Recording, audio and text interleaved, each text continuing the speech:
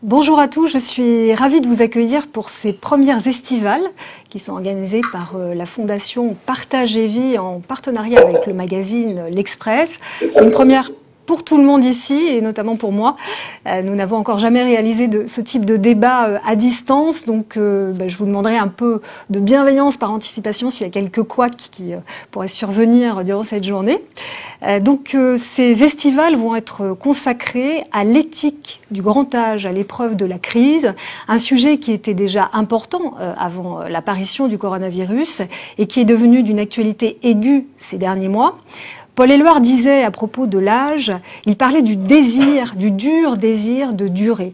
Eh bien, ce désir, il s'agit de l'entretenir dans les meilleures conditions possibles. Et voilà pourquoi nous allons nous retrouver tout au long de cette journée ensemble. Nous aurons des intervenants de premier plan tout au long de ces estivales, avec 4 tables rondes qui vont se succéder jusqu'à 16h aujourd'hui. Comment protéger sans nuire? Comment vivre en se touchant moins à l'heure du coronavirus? Comment explorer les limites? Et comment contrer les risques de dérive? Et je cède tout de suite la parole à Dominique Monneron, qui est le directeur général de Partage et Vie. Bonjour à toutes et à tous. Bonjour Claire, bonjour Claude. Je voulais vous saluer à visage découvert, mais comme vous l'avez remarqué, avec Claire et Claude, nous ne respectons pas totalement les distances réglementaires. Et donc vous allez me permettre d'appliquer les mesures barrières qui sont notre lot quotidien depuis 3 mois. Et je vais donc continuer mon propos en appliquant ce que nous demandons à tous nos collaborateurs, tous les visiteurs dans nos établissements aujourd'hui.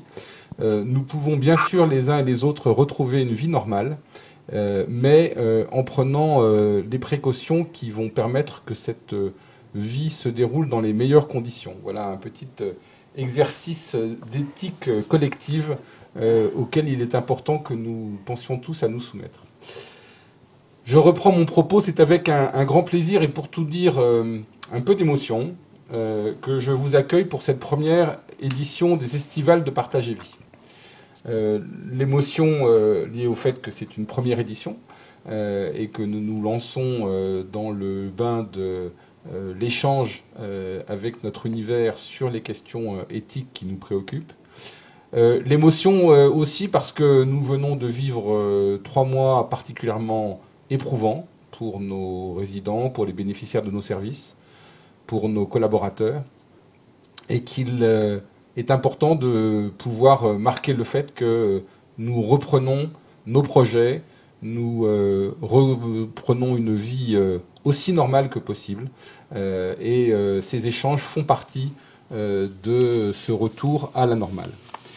Alors notre conférence, malgré tout, que les circonstances nous ont conduits à tenir à distance, grâce aux outils de visioconférence, dont Claire nous disait que c'est une première, mais avec lesquels nous avons vécu quasiment au quotidien au sein de Partage et Vie depuis l'ultramars, ces outils de visioconférence dont nous avons apprécié l'utilité pendant le confinement.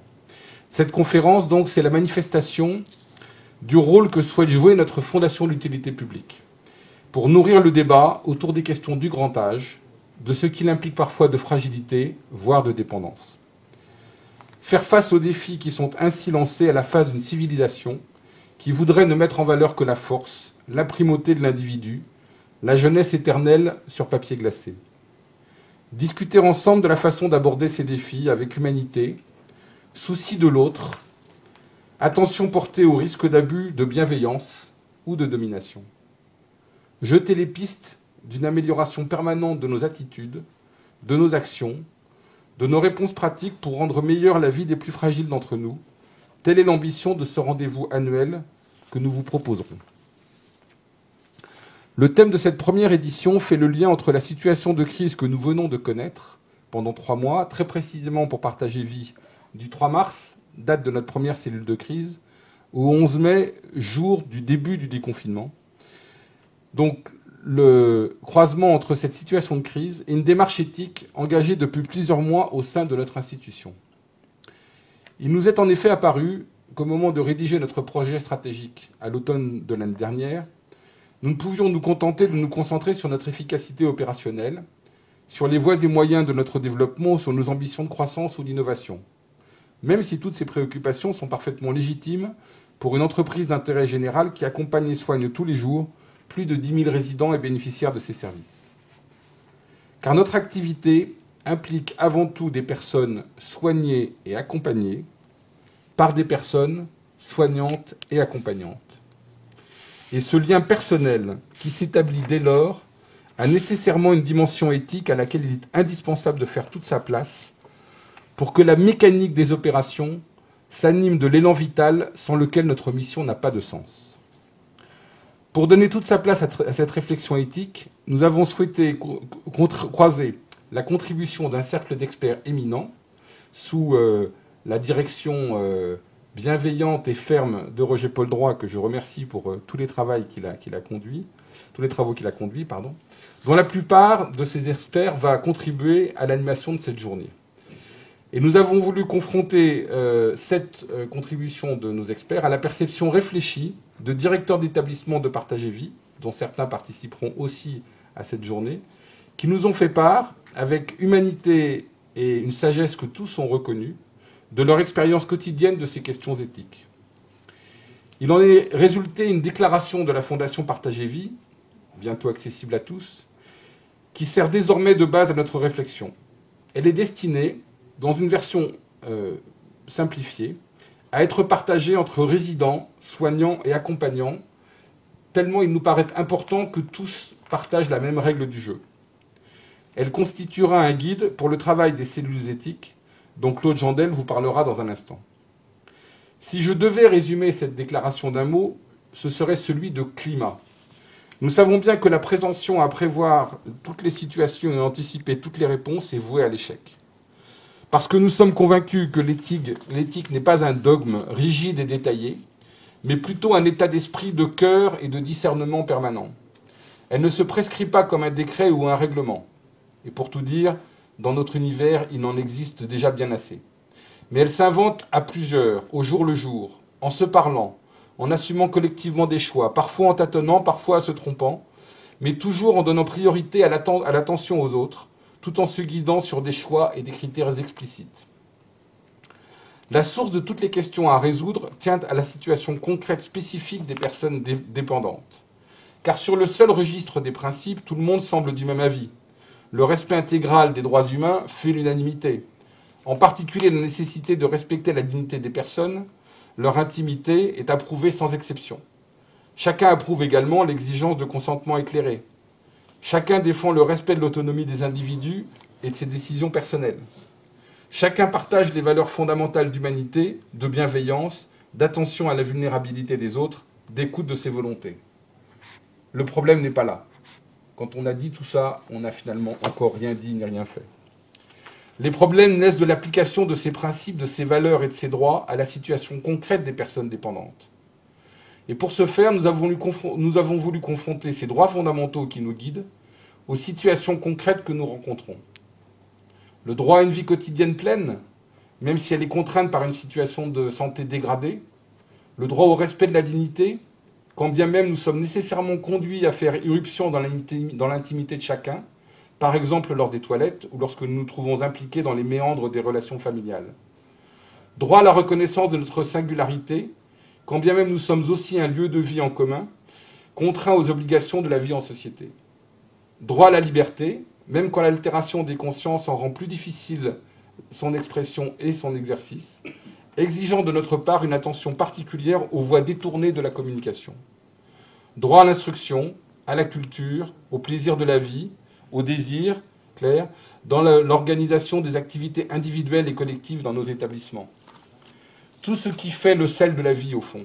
Et enfin, droit à la spiritualité, à celui de mourir dans la dignité, car nous savons bien que l'issue de toute vie est la mort, et que dans un cas sur 4 dans notre pays, elle concerne très naturellement un résident d'EHPAD. Au terme de ce travail, au début 2020, la crise de la Covid-2019 est venue éprouver la force, la puissance de la réflexion que nous avions menée. Car la crise que nous avons vécue nous a soumis brutalement à toutes ces questions éthiques. Comment protéger les personnes dont nous avons la responsabilité, parfois malgré elles? Est-il raisonnable de limiter drastiquement leur liberté d'aller et venir et leur vie sociale, en particulier avec leurs proches? De quel droit pensons-nous juste de les confiner dans leur chambre, au risque des conséquences délétères de l'enfermement? Comment honorer leur fin de vie dans le respect d'un hygiénisme qui court à tout moment le risque de l'inhumanité? Rude question que nous avons affrontée tous les jours et que nous souhaitons aujourd'hui partager avec vous. J'espère que nos réflexions et nos échanges seront fructueux, qu'ils vous seront utiles demain dans votre quotidien, qu'ils vous ouvriront l'esprit sur d'autres questions encore. Si tel est le cas, cette journée aura atteint son but.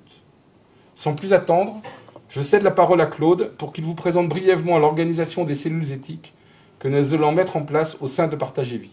Bonne journée à tous. Bonjour à toutes et à tous. Alors, j'ai souhaité intituler mon court exposé « Éthique et pragmatisme, deux armes contre un virus ». J'aurais pu ajouter exemplarité vis-à-vis des mesures barrières, tel que ça vient d'être rappelé. Face à cet ennemi initialement mystérieux, mais dont le visage, l'enveloppe, s'est progressivement découvert, et dont le logiciel, le génome, a mieux dévoilé l'identité, face à une maladie nouvelle et pernicieuse, au mode de présentation atypique, pour ne pas dire surprenant, et pour certains encore non élucidé, pouvant créer chez certains une perte des saveurs, du goût de vivre, face à cette maladie dont il a fallu décrypter au fur et à mesure les modes évolutifs, dicter ce qui est plus rare encore par les capacités de son hôte à pouvoir y répondre à condition qu'elle ne soit elle-même dépassée et ne génère un orage immunitaire mortifère, face enfin à une surabondance de l'information et à des orientations directives ou instructions trop souvent asynchrones, non toujours adaptées, voire contradictoires ou difficilement applicables, nous étions désarmés. D'abord désarmés en savoir, en connaissances scientifiques, lesquelles ont ensuite contribué à mieux comprendre les tableaux cliniques et à orienter les pistes thérapeutiques et qui contribueront, espérons-le, à permettre, sinon l'éradication, du moins de garantir une immunité acquise protectrice. Mais également désarmés en matière de savoir-faire, en particulier dans le champ des pratiques de l'hygiène, désarmés en moyens logistiques, désarmés en matière de savoir-être, face à la multitude d'interrogations de nos résidents et de leurs proches, mais également de nos professionnels, questionnements auxquels il fallait pourtant répondre, souvent en prenant le risque de se tromper. En effet, avant de savoir, nous ne savions pas. Ce qu'on sait, savoir qu'on le sait. Ce qu'on ne sait pas, savoir qu'on ne le sait pas. C'est ça, savoir véritablement, disait Confucius. Nous avons donc été contraints de nous laisser guider par ce que nous avions appris de l'histoire des maladies contagieuses, des grands principes portés par le courant hygiéniste, par un peu de bon sens, d'intuition, d'empirisme et par du pragmatisme. Anticipation, pragmatisme, empirisme sont alors devenus notre cheval de Troie face à cet ennemi qu'il convenait de débusquer. Je rappelle que dans le langage courant, le pragmatisme désigne la simple capacité à s'adapter aux contraintes de la réalité, ou encore l'idée selon laquelle l'intelligence a pour fin la capacité d'agir et non pas la connaissance. Un objectif zéro cas de Covid dans nos établissements, tel était le challenge et le défi qu'on devait relever afin d'éviter toute chaîne de contamination. Mesures de précaution sans doute non proportionnées, ce que visant un risque alors qui n'était pas maîtrisable car non mesurable. Protéger ceux qui, au contact des résidents, étaient exposés au double risque d'être vecteurs et de transmettre avec toute la charge culpabilisante que cela suppose à l'égard de ceux qu'ils soignent, des proches, mais aussi de leurs collègues, voire de leur propre famille. Protéger les professionnels assurant l'encadrement, parce que responsables. Protéger la Fondation Partage et Vie et donc l'image des valeurs qu'elle porte. Cependant, l'urgence de la situation ne justifiait pas pour autant que par pragmatisme, on s'affranchisse des règles, des principes de l'éthique et plus particulièrement des principes de solidarité et de non-malfaisance. Le principe de solidarité parce qu'il énonce le fait que les personnes appartenant à la même communauté humaine sont liées par une responsabilité collective pour s'accorder une aide mutuelle et une obligation de porter assistance à celui qui est atteint par les aléas de la vie. Principe de non-malfaisance parce que dans ce contexte de méconnaissance, il convenait avant tout de protéger primum non nocere. À côté des nombreuses actions et procédures mises en œuvre, le virus est venu confirmer la place essentielle des cellules éthiques de Partage et Vie. Ainsi, de même que la crise a joué un rôle de révélateur des failles ou fragilités de nos organisations, procédures, de nos pratiques, et d'accélérateur de leur résolution, elle est venue promouvoir ces dispositifs. Cellules éthiques, lieu de partage, de réflexion pour une analyse a posteriori. Arrêt des visites, confinement en chambre, isolement, déconfinement ou encore traçage. Certaines priorités comme la liberté d'aller et venir ont été bousculées et ces questions se posent différemment à la lumière de la pandémie. La cellule de soutien éthique est là pour accompagner la réflexion et l'adapter au cas par cas en fonction de la situation dans l'établissement. Pluriprofessionnelle, l'équipe peut réunir une vingtaine de personnes issues du domaine de la santé, représentant d'usagers, philosophes, psychologues, juristes, universitaires ou professionnels de terrain. Partage et Vie réaffirme ainsi, par la mise en place de ces cellules éthiques, la place de la réflexion éthique comme élément central dans ces réflexions et dans une véritable clinique de la complexité et de l'incertitude, face à une situation souvent inédite, singulière et complexe. Seule, en effet, la délibération collective peut conduire à une réponse la moins inadaptée. Je cède maintenant la parole à Roger-Paul Droit pour son exposé « Crise et discernement ». À vous, Claude Jandet. Merci à Claire Chartier d'avoir accepté de conduire ces débats d'aujourd'hui, ces premières estivales de Partage et Vie. Et merci à Dominique Monon, avec qui je travaille au sein de cette fondation. Et merci aussi à vous tous qui êtes là pour les questions que vous allez poser. Alors, si je suis heureux d'ouvrir ce moment d'échange, j'ai bien conscience en même temps qu'il est difficile de parler de joie, parce que les sujets sont graves, ils sont même douloureux, puisque la crise a été marquée par plus de 10 000 décès dans les EHPAD, quels que soient les efforts de tous, des deuils, donc des souffrances, des culpabilités, des désarrois, des interrogations, et toute une série de conséquences qui sont très loin d'être derrière nous. Malgré tout, à défaut de joie, j'aimerais parler d'une forme particulière d'allant, une volonté d'avancer, de trouver des issues, de réfléchir, pour ne pas se résigner. Cet allant, il permet d'être résolu, et finalement plus combatif que dépressif, pour répondre au temps de la crise, pour s'efforcer de trouver ensemble des solutions à tout ce qui ne va pas, à tout ce qui n'a pas été au fil de cette épreuve. Et cet inventaire, nous allons le poursuivre tout au long de cette journée. Depuis plus d'1 an, à présent, que je conduis une mission de réflexion éthique pour Partage et Vie. Dominique Monon vous a parlé. Je veux dire que j'ai découvert une quantité de personnes, d'une lucidité et d'une conscience professionnelle que beaucoup ne soupçonnent pas. Alors je dois insister sur ce point, même si leur modestie doit souffrir un instant. Parce qu'il ne s'agit pas de question de personnes. Il s'agit aussi de représentations sociales et médiatiques qui peuvent être nocives. Regardez la plupart des médias. Écoutez les conversations. Lisez les témoignages et même des analyses qui parfois se veulent élaborées. Qu'est-ce que vous apprenez? Que les EHPAD sont des mouroirs, des ghettos, des lieux de maltraitance, des machines à fric qui exploitent, qui déshumanisent. Et vous ne saurez pas, bien souvent, que ce sont aussi, même si tout n'est pas rose partout, je ne suis pas naïf, mais ce sont aussi des lieux de vie, d'attention, de dévouement, d'émotion, de soins constants et de soucis éthique. Comme tout le monde, j'avais en tête surtout des dénonciations et des critiques.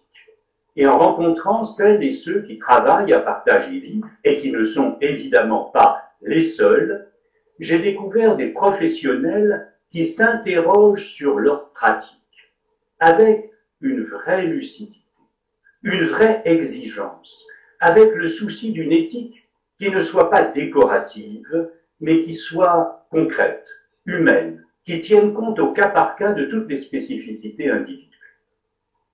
Un autre motif de satisfaction relative, certes, mais réelle, c'est que nous avons bien avancé depuis 1 an dans la mission de réflexion éthique de Partage et Vie. Alors, il reste beaucoup à faire, on n'a jamais fini, par définition, mais nous avons suffisamment cheminé pour constater que la route existe et qu'elle permet de faire travailler ensemble des praticiens et des experts et de les faire dialoguer pour proposer des solutions. Alors, depuis fort longtemps, pour ma part, j'ai la conviction que le travail d'un philosophe, ça n'est pas de disserter dans les nuages, ça n'est pas de voir le monde depuis le point de vue de l'éternité, mais au contraire de tenter d'élucider la singularité du présent à partir des expériences de chacun. Les experts ne peuvent pas se passer des questions concrètes posées par celles et ceux qui vivent dans les établissements, et de leur côté, ceux qui sont sur le terrain ont besoin évidemment des outils, des leviers fournis par philosophes, psychologues, sociologues et bien sûr par l'ensemble des médecins spécialistes. Et c'est ainsi que nous avons élaboré cette déclaration de Partage et Vie que Dominique Melon vous a déjà présentée. Alors je ne vais pas revenir sur ces textes, mais puisque vous pouvez les télécharger sur le site de Partage et Vie, mais je rappelle l'intention qui les aide. C'est bien, comme Dominique Melon vous l'a dit, mais il faut le rappeler et le redire, faire de l'éthique un climat, une atmosphère qui se concrétise dans les gestes multiples du quotidien, qui s'invente jour par jour, cas par cas, en tenant compte des dépendances, des capacités cognitives de chacun et des possibilités de consentement. Même si elles sont réduites ou limitées, il faut aller, si j'ose dire, les trouver et les chercher.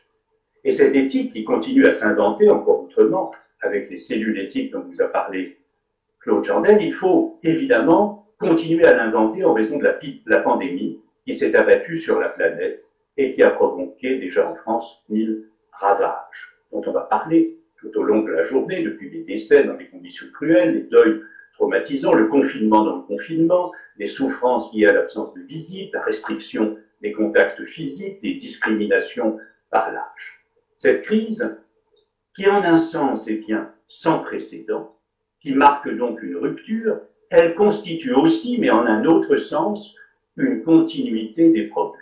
C'est un cataclysme, mais il intensifie avant tout des situations qui existaient déjà. Il les porte à un paroxysme inédit. Et c'est le paroxysme qui est inédit. Ce ne sont pas les questions, parce que bien évidemment, la vulnérabilité, les difficultés de relation, la solitude, la mort ne sont pas arrivées chez les personnes de grand âge en même temps que le virus et la Covid.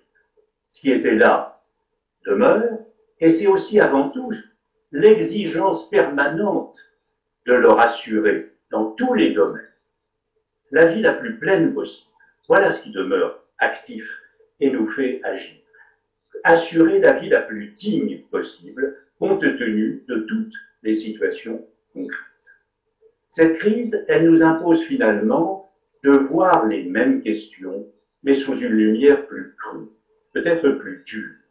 La crise aiguise le discernement. Et voilà ce que je voudrais mettre en lumière pour finir en quelques mots. Je voudrais dire que crise et discernement, finalement, c'est la même chose. Alors, c'est une affirmation qui peut surprendre un peu, qui peut paraître étrange, parce que la crise aveugle, elle provoque généralement de la confusion. Pourquoi affirmer qu'elle est synonyme de discernement? Pour l'expliquer, je voudrais faire 1 minute 30 de grec ancien. Alors, rassurez-vous, pas plus, c'est pas pour le plaisir de l'érudition, pas non plus parce qu'il y aura un privilège des Grecs, juste parce que c'est éclairant, tout simplement. En grec ancien, il existe un verbe, krino, K-R-I-N-O, flex, krino, qui a donné naissance à pas mal de mots, notamment l'adjectif kritikos, critique, et le substantif crisis, la crise. Or, crino, c'est un verbe très curieux, qui est aussi très intéressant pour nous, parce qu'il veut dire à la fois séparer, distinguer, décider, juger. Il peut encore vouloir dire trancher, expliquer. Alors bien sûr, on peut être surpris par cette série de sens, on peut la trouver au premier regard hétéroclite, jusqu'au moment où l'on comprend que l'ensemble est cohérent. Car ce verbe dit finalement que la pensée commence par séparer, par écarter les uns des autres des éléments agglutinés, pour pouvoir comprendre. Il faut d'abord trancher ce qui est collé, compact, confus. Il faut défaire les plis, mettre à plat, faire le tri, choisir, réorganiser, décider. C'est en ce sens-là que crise et discernement se trouvent liés. La crise n'est pas un chaos, même si elle commence par semer la confusion, par perturber les habitudes. La crise est un révélateur, la possibilité d'un retour, d'un remaniement. C'est un temps de bifurcation, c'est un moment de décision. D'ailleurs, le terme crisis, toujours en grec ancien bien sûr, figure dans le vocabulaire médical, chez Hippocrate d'abord, bien plus tard chez Galien, le médecin de Marc Aurèle. Ce mot crisis sert à désigner le moment où le sort d'un malade se décide pour aller soit vers la guérison, soit vers la mort. Alors cette brève excursion dans l'étymologie, j'espère qu'elle n'est pas tout à fait inutile. Si nous l'appliquons à ce que nous sommes en train de vivre, nous voyons que la crise ouverte par le virus sépare des éléments habituellement reliés. Elle nous permet de les discerner autrement et peut-être de décider différemment. On va en trouver des exemples de ce lien entre crise et discernement tout au long de cette journée. Parce qu'il s'agit de décider aussi quels sont les moindres mots, quels sont les compromis acceptables, quelles sont les options inacceptables. Et ça revient bien à séparer, distinguer, trancher, sans être absolument certain jamais d'être dans le vrai, parce que l'éthique n'est pas une science exacte. C'est plutôt une science des limites. Et on est toujours, la question des limites, elle est toujours au cœur de l'éthique. Où sont nos limites de nos possibilités d'action?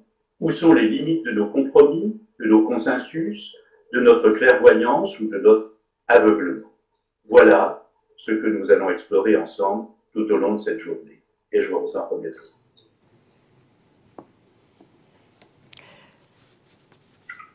Merci Roger Paul, merci pour cette introduction érudite qui corrige un certain nombre d'idées reçues sur les EHPAD et puis qui parle d'élan, d'espoir, de vie. Et on en a bien besoin sur ce sujet. Nous passerons dans quelques minutes à la première table ronde de cette journée, qui est intitulée « Comment protéger sans nuire ».